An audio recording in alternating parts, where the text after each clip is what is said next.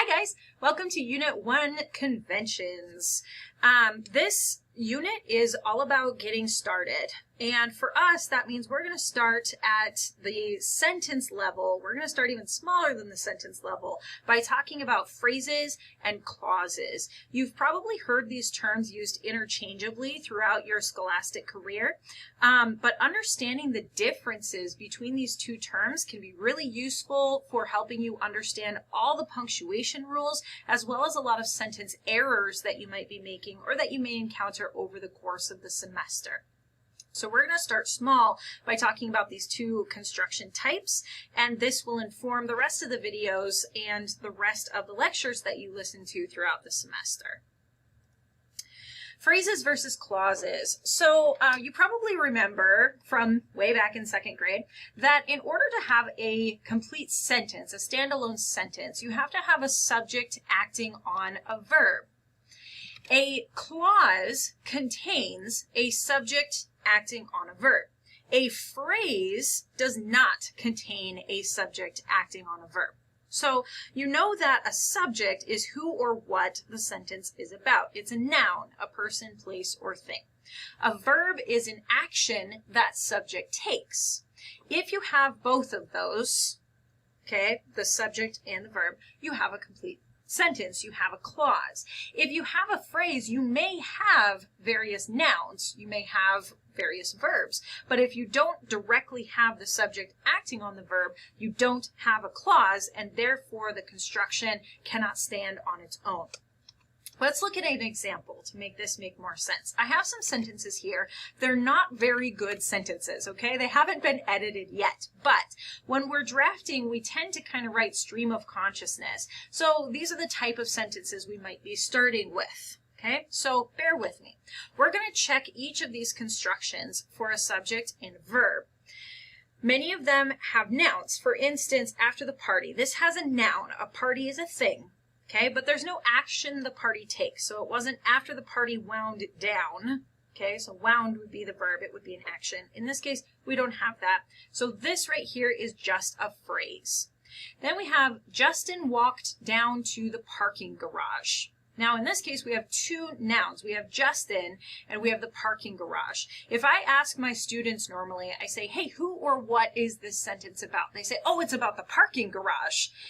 It's not actually about the parking garage because Justin went to the parking garage. This tells us where he was going, which means the sentence is about where Justin went, which means it's about Justin.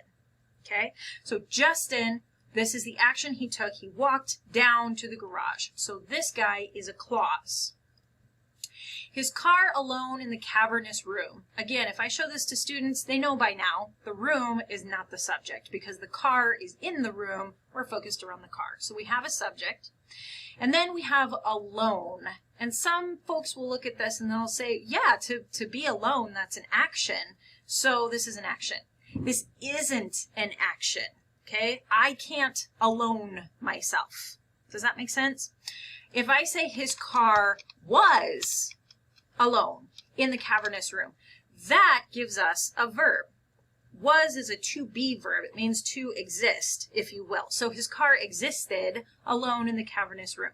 That's a clause. Without this word, we're just looking at a phrase. Okay? Here, we have shining under the lights. We have a noun, right? A person, place, or thing. Lights are things. We have shining, which a lot of people will interpret as a verb. It's an action.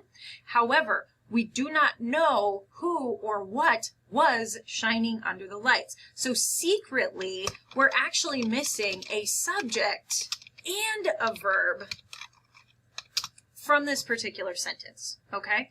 So this, or not sentence, excuse me, construction. So this is a phrase on its own. All right. Okay.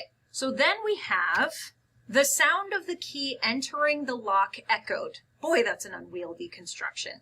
All right. So we have three nouns: sound, key, and lock. So did the sound echo? It could. Did the key echo? Probably not. Did the lock echo? Probably not. So all of these describe this sound. This is our subject. This is our action. This is a clause. Does that make sense? A lot of students, though, tend to think of this as a fragment, as an incomplete, as something that can't stand alone, or they have trouble identifying the action in the sentence because it's so far removed from the subject, okay? So we need to look at all of our sentences, all of our constructions that we're claiming are sentences in whatever we write to make sure that they have a subject acting on a verb.